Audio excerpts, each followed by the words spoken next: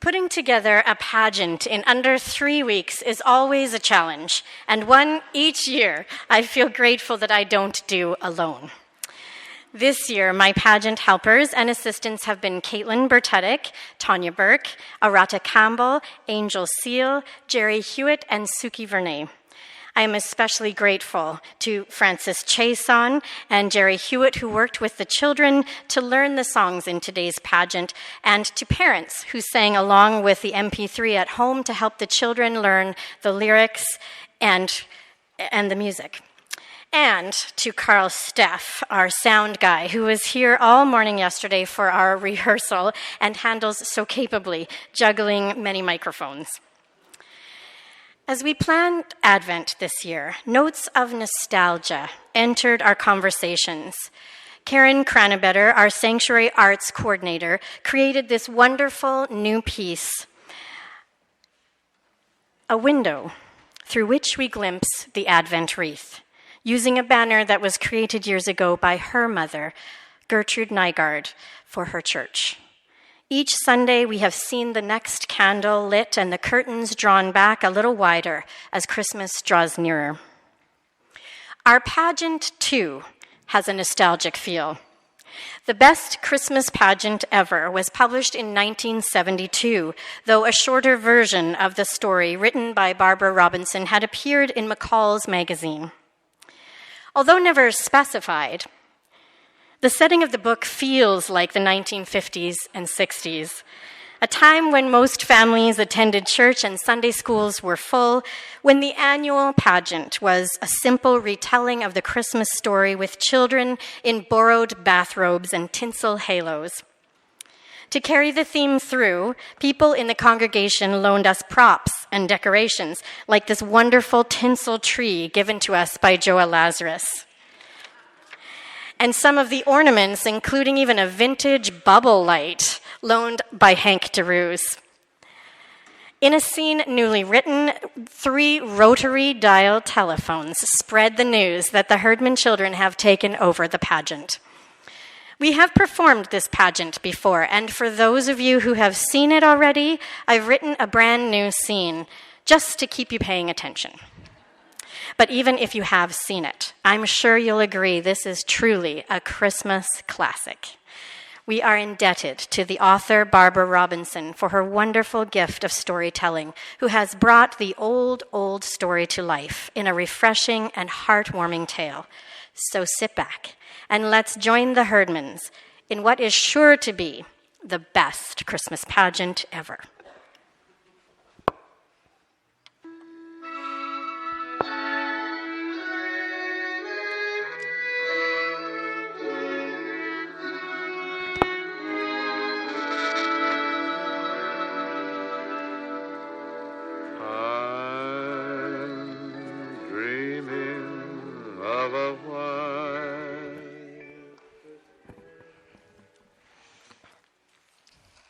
Hi, my name is Ben, and these are my parents, Bob and Grace Bradley, and my bratty little sister, Charlie. My mom volunteers for things at church and school, the Parent Advisory Council, Scouts, teaching Sunday school, and the like.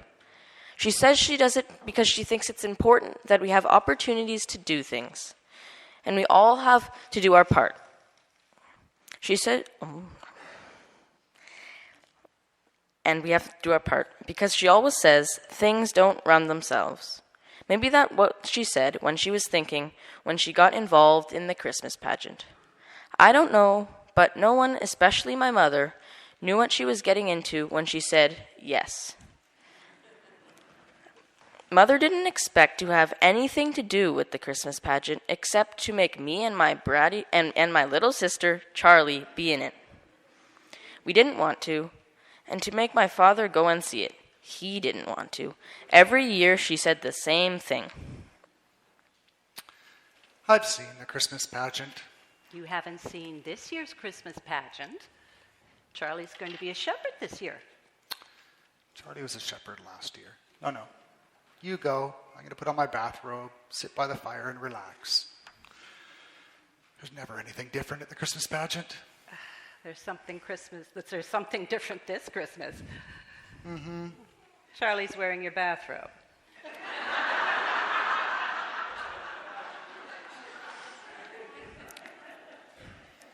So that year, my father went to see his bathrobe, he said. Actually, he went every year, but it was always a struggle.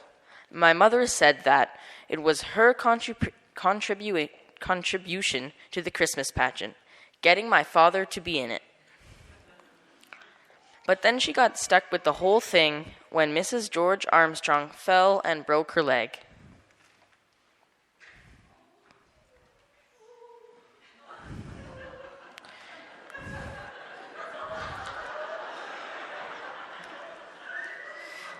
We knew about this.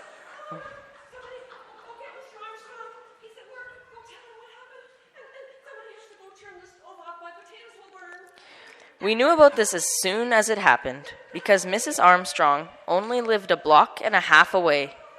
We heard the siren and saw the ambulance and watched the attendants carry her out of the house on a stretcher. She was yelling at the policeman. "Mrs. Armstrong, call Mrs. Armstrong at his work. Shut off the stove under my potatoes. Inform... ladies, blah, blah, blah." Even in pain, Mrs. Armstrong could still give orders. She was just naturally the head of anything she belonged to. And at church, she did everything but preach. Most of all, she ran the Christmas pageant every year. And here she was, 2 weeks before the start of Advent, flat on her back. But the pageant wasn't the only problem. Mrs. Armstrong was also chairperson of the church Christmas Bazaar and coordinator of the UCW potluck supper. And there was a lot of telephoning back and forth to see who would take over those jobs. They found someone to take over the bazaar and the potluck, so the only thing left was the pageant, and my mother got stuck with that. I could run the potluck supper with one arm tied behind my back. All you have to do is make sure that everybody doesn't bring jellied salads. But the Christmas pageant? Our Christmas pageant isn't what you'd call a 4-star entertainment. Mrs. Armstrong breaking her leg was the only unexpected thing that ever happened to it. The script is standard, and so are the costumes, and so is the casting. It's always just the Christmas story year after year. And with little people shuffling around in bathrobes and bedsheets and sharp wings. Well, here's your big chance. Why don't you cancel the pageant and show movies? And what movies would those be? Oh, I don't know. Fred Stamper has 5 reels of Yellowstone National Park. And what does Yellowstone National Park have to do with Christmas? I have a good movie. We watched it at school. It's about a heart operation and 2 kids got sick. Never mind.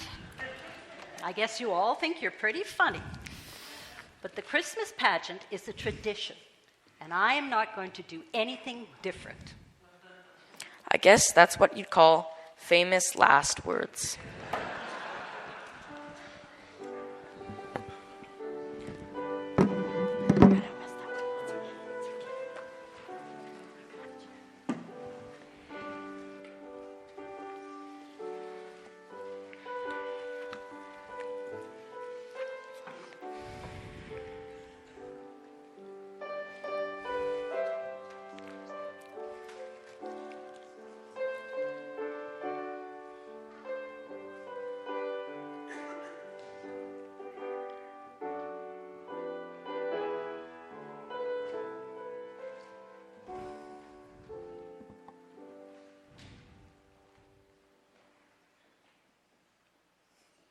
Meet the Herdmans.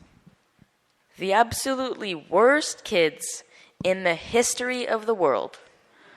Ralph, Imogene, Leroy, Claude, Ollie, and Gladys. 6 stringy-haired kids, all alike, except for being different sizes and having different black and blue places where they hit each other. Nobody even thought about the herdmans being in connection with the Christmas pageant. Most of us spent all week in school being pounded and poked and pushed around by herdmans, and we looked forward to Sunday as a real day of rest. In the end, it was Charlie's fault that the herdmans showed up in church.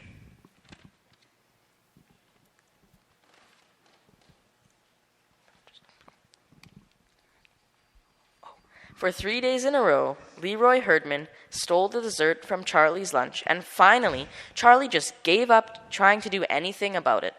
Go on and take it. I get all of the desserts I want at Sunday school. Oh yeah? What kind of desserts? Chocolate cake, candy bars, Kool-Aid. We get refreshments whenever we want. You liar. Leroy was right. We got jelly beans at Easter and juice and cookies on Children's Day, and that was it. We also get ice cream, donuts, popcorn balls. Oh yeah? Who gives it to you? The minister. Of course, that was the wrong thing to tell the herdmans if you wanted them to stay away.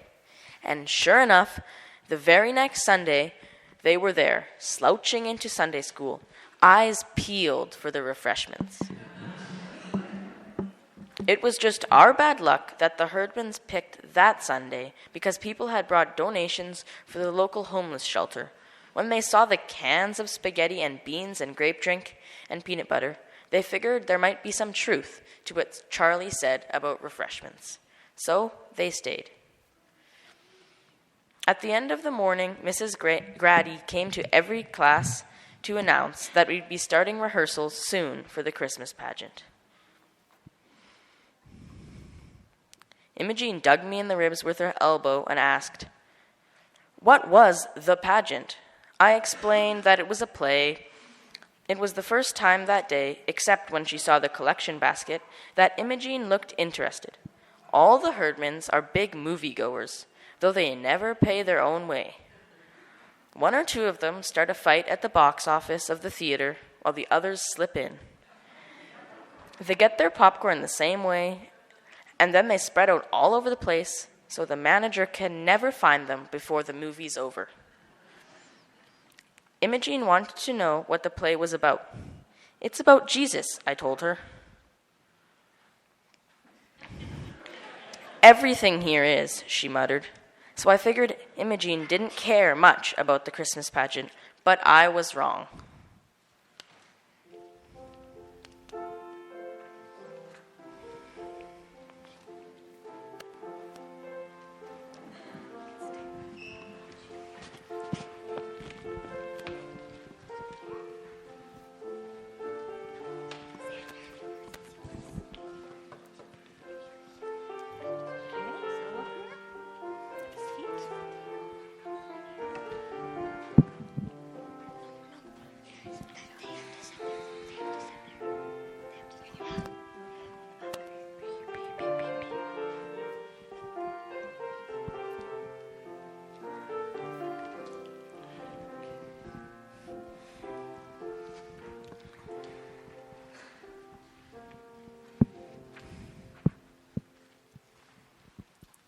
After church, the following Sunday, we all filed into the back 7 pews along with 2 or 3 Sunday school teachers who were supposed to keep everybody quiet. Okay, now this isn't going to take very long. First, I'm going to tell you about the rehearsals. Now, we are going to have rehearsals every Wednesday at 6:30, and we're only going to have 5 rehearsals. So it's very important that you are all present at every one.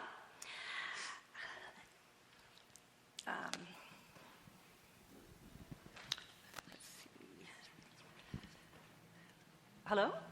Yes? What if we get sick? You won't get sick.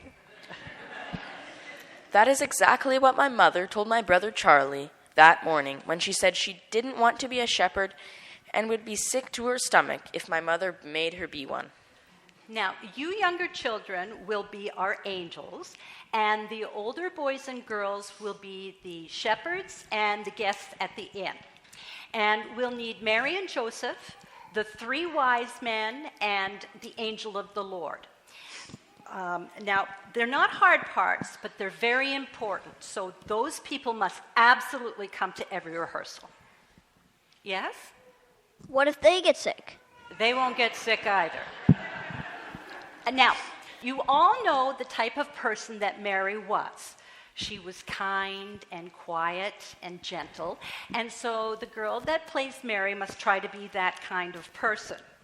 Now, I know that many of you would like to play Mary for our pageant, but we, of course, can only have one Mary. So I'll ask for volunteers, and then we'll decide all together who should get the part.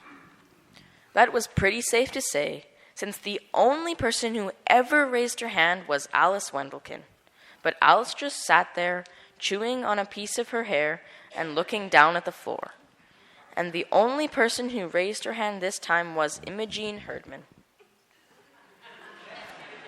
Did you have a question, Imogene? I guess that was the only reason my mother could think of it for Imogene to have her hand up. No, I want to be Mary, and Ralph wants to be Joseph. Yeah. Well, we want to be sure that everyone has a chance. Does anybody else want to volunteer for Joseph? No one did. No one ever did, especially not the minister's son. But he ended up being Joseph every year because his dad told him that he had to. No matter how big and dumb he felt up there until somebody else volunteered. I'll bet that Reverend Hopkins never imagined that somebody would be Ralph Herdman. All right. Ralph will be our Joseph. Now, does anybody else want to volunteer for Mary?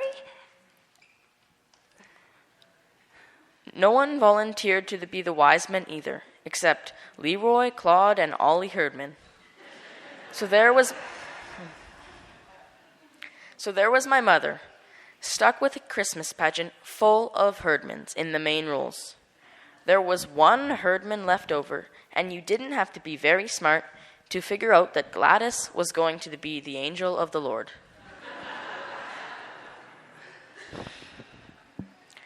When my mother explained that it was the angel of the Lord who brought the good news to the shepherds, all the shepherds began to wriggle around in their seats. Charlie's friend, Honey Carmichael, raised her hand and announced, I can't be a shepherd. I'm going to Philadelphia.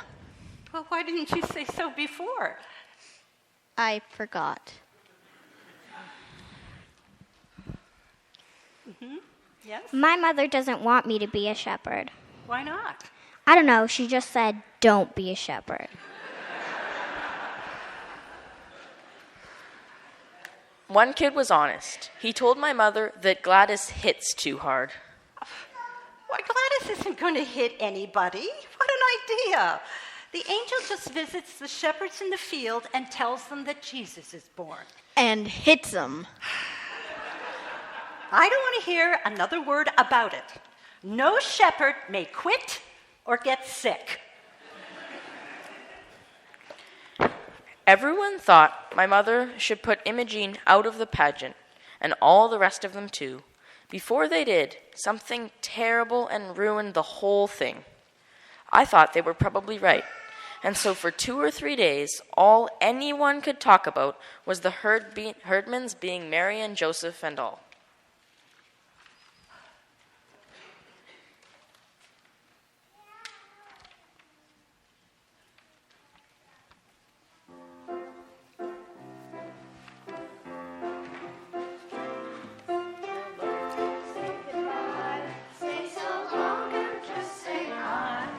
When you're talking on the telephone. When you hear the news today about the church's Christmas play. When you're talking on the phone.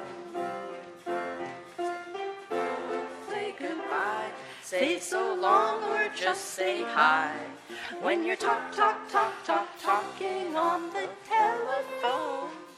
Spread the word, hear our views. Mrs. Bradley, how could you? When you're talking on the phone.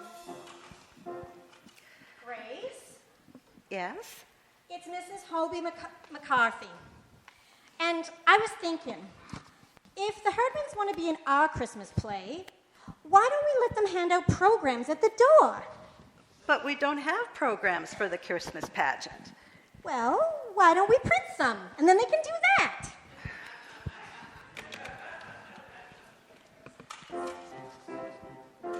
Say hello or say goodbye. Say so long or just say hi. When you talking on the telephone, did you hear the news today about the church's Christmas play? When you talking on the phone. All I'm saying is that I don't think it's fair that some family who doesn't even go to our church shows up and takes over the pageant. But I asked the other children and no one else wanted to volunteer, Gail. Hello or say goodbye. Say so long or just say hi. When you're talking on the telephone, spread the word, hear our views. Mrs. Bradley, how could you? When you're talking on the phone. Hello? Grace Bradley, Yes? is it true that Imogene Herdman is going to play Mary, the mother of Jesus, in a church play? Yes, but... Oh, you must be crazy.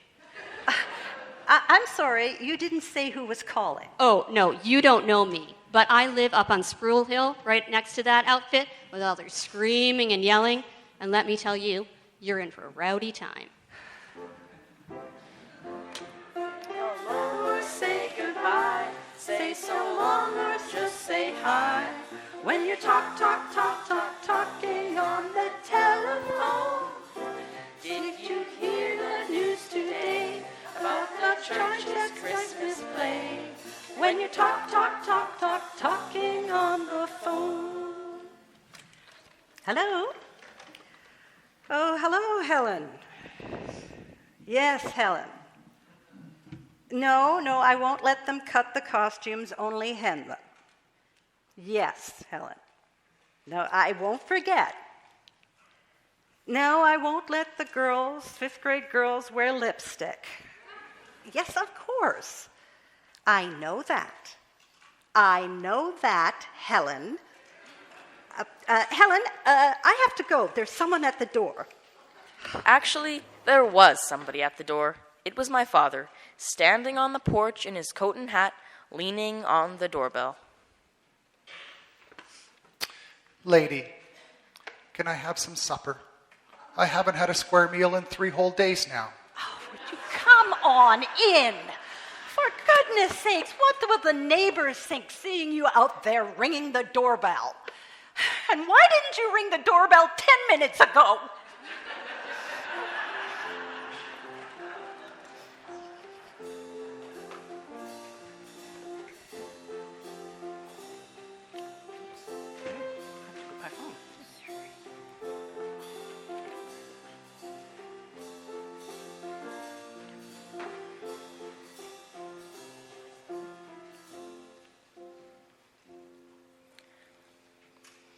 When the members of the Pastoral Care Committee took a potted plant to Mrs. Armstrong and told her what was going on, she nearly fell out of bed, traction bars and all.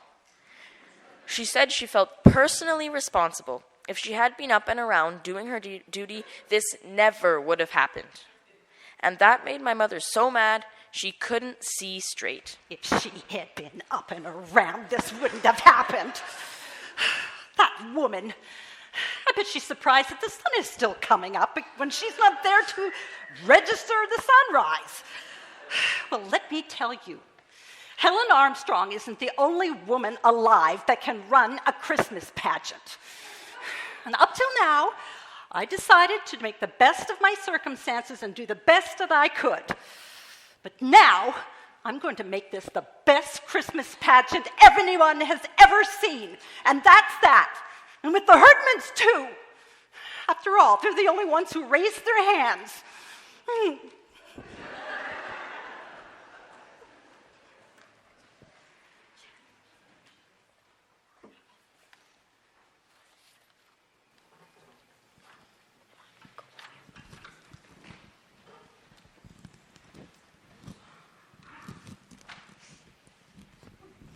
The first pageant rehearsal was usually as much fun as about a 3-hour ride on the school bus, and just as noisy and crowded. Mother started to separate everyone into angels and shepherds and guests at the inn. But right away, she ran into trouble. Leroy Herdman wanted to know who the shepherds were and where they'd come from. Claude asked what an inn was, and somebody told him that it was like a motel where people spend the night. What people, Jesus? Oh, honestly, Jesus wasn't even born yet. Mary and Joseph went there.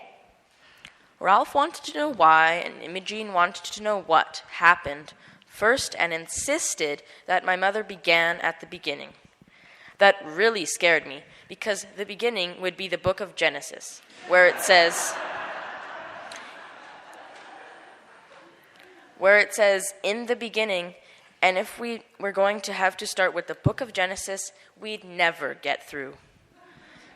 The thing was, the Herdmans didn't know anything about the Christmas story. They knew that Christmas was Jesus' birthday, but everything else was news to them. It was hard to believe. At least it was hard for me to believe. Alice Wendelkin said she didn't have any trouble believing it. How would they know anything about the Christmas story when they didn't even know what a Bible was? She was right, of course. They might have read about it, but they never read anything except amazing comics. So they just didn't know. And my mother said she had better begin by reading the Christmas story from the Bible. This was a pain in the neck for most of us, because we knew the whole thing backward and forward and never had to be told anything except who we were supposed to be and where we were supposed to stand. Shut up. I want to hear. I couldn't believe it. Among other things, the Herdmans were famous for never sitting still and paying attention to anyone. Yet here they were, eyes glued on my mother and taking in every word. Whenever they didn't understand something, they would yell, "What's that?" And my mother read about there being no room at the inn. Imogene's jaw dropped and sat up in her seat. My God, not even room for Jesus. I saw Alice purse her lips together and knew that was something her mother would hear about. Swearing in church. Well, after all, nobody knew that the baby was going to turn out to be Jesus. You said Mary knew. Why didn't she tell them? What was they laid the baby in? That manger? Is that like a bed? Why would they have a bed in the barn? But that's the whole point, Leroy. They didn't have a bed in the barn. So Mary and Joseph had to use whatever there was. What would you do if you had a new baby and had no bed to put the baby in? We put Gladys in the dresser drawer. Well, there you are. You didn't have a bed for Gladys, so you had to use something else. Oh, we had a bed. Only Ollie was in it, and he wouldn't get out. He didn't like Gladys. Remember that, Ollie? I thought that was pretty smart of Ollie, not to like Gladys right off the bat. Anyway, Mary and Joseph used the manger, and the manger is a large wooden feeding trough for the animals. What were the wadded up clothes? The what? You read it to us. The wadded up clothes. She wrapped it up. Oh, swaddling clothes. Well, a long time ago, people used to wrap their babies up very tightly in big pieces of material so that they couldn't move around much. It made the babies feel cozy and comfortable. I thought it pretty much just made the babies mad. Till then, I didn't know what swaddling clothes were either. And they sounded terrible. So I wasn't too surprised when Imogene got all excited about that. You mean they tied him up and put him in a box? Where was the child welfare?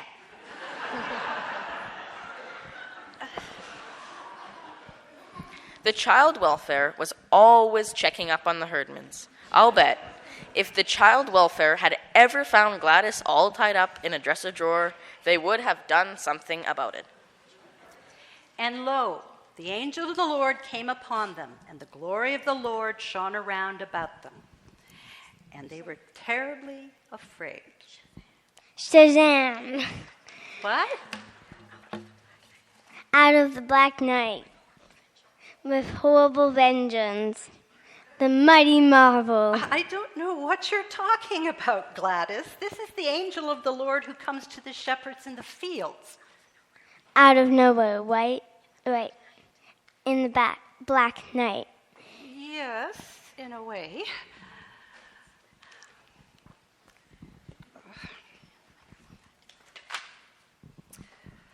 Now, when Jesus was born in Bethlehem of Judea, behold, there came wise men from the east to Jerusalem. That's you, Leroy, and Claude and Ollie, so pay attention. Ollie wanted to know what a wise man was, and Mother explained that they were kings. And when they saw baby Jesus with Mary, his mother, they fell down and worshipped him and presented him with gifts and frankincense and myrrh. Of course, Mother had to explain what frankincense and myrrh were. Oils? What kind of cheap king hands out oils for a present? Then we came to King Herod, and the herdmans never heard of him either. So Mother had to explain that it was Herod who sent the wise men to find baby Jesus just because he planned to have the baby Jesus put to death. My God, he just got born. The earth had to kill him. The herdmans wanted to know all about Herod, what he looked like and how rich he was, and whether he fought wars with people. They were really interested in Herod. I figured they liked him. He was so mean, he could have had been their ancestor, Herod Herdman. But I was wrong. Leroy wanted to know who was going to be Herod in our play. And when my mother explained we don't share Herod in our pageant, they were all mad. They wanted somebody to be Herod so they could beat up on him. I couldn't understand the herdmans. You would have thought the Christmas story came right out of the FBI files. They got so involved in it, wanted a bloody end to Herod, worried about Mary having a baby in a barn, and called the wise men a bunch of dirty spies. And they left the first rehearsal arguing about whether Joseph should have set fire to him to the inn or just chased the innkeeper into the next country.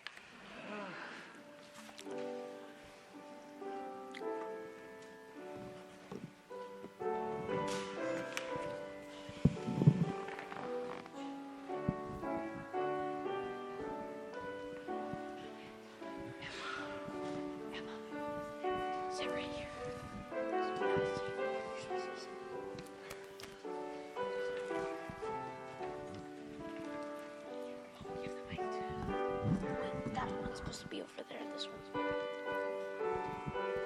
I'm not supposed to use it yet.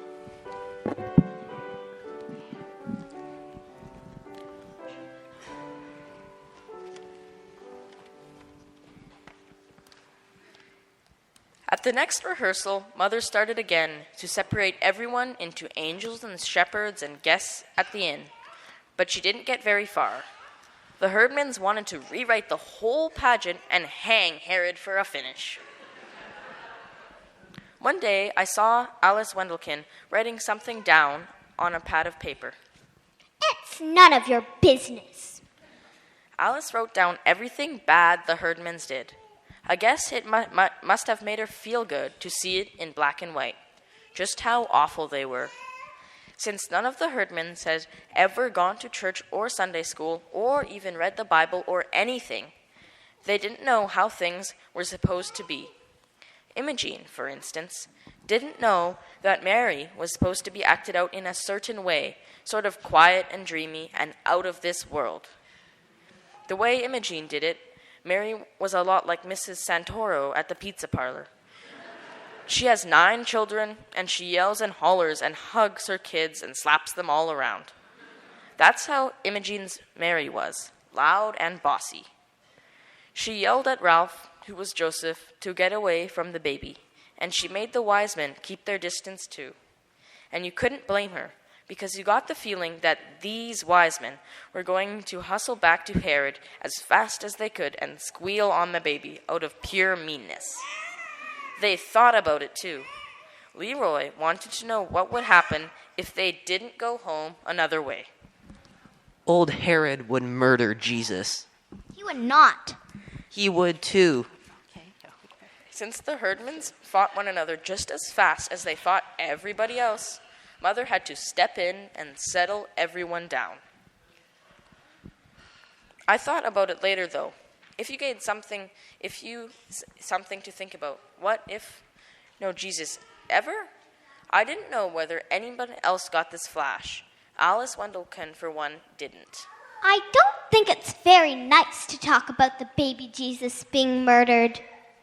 I think Alice kept hoping that the herdmans would do one great, big, sinful thing, and her mother would say, well, that's that, and get on the telephone and have them thrown out. Be sure to tell your mother that I can step right in and be Mary if I have to. And if I'm Mary, we can get the Goodsmith baby for Jesus. Little Sam Goodsmith would have made a terrific Jesus, and Alice knew it. But Sam's mother wouldn't let Imogene Herdman get her hands on him. The way things stood, we didn't have any baby at all. And this really bothered my mother, because you couldn't very well have the best Christmas pageant in history with the chief character missing. We had lots of babies offered in the beginning, all the way from Eugene Slopper, who was so new she was still red, up to Logan Park, who was almost 4. His mother said he could scrunch up. But when all the mothers found out about the herdmans, they withdrew their babies. My mother said, we just wouldn't worry about a baby. We use a doll. That would be better anyway. Imogene seemed in agreement with this by pointing out that a doll can't bite you, which just went to prove that the herdmans started out mean right from the cradle.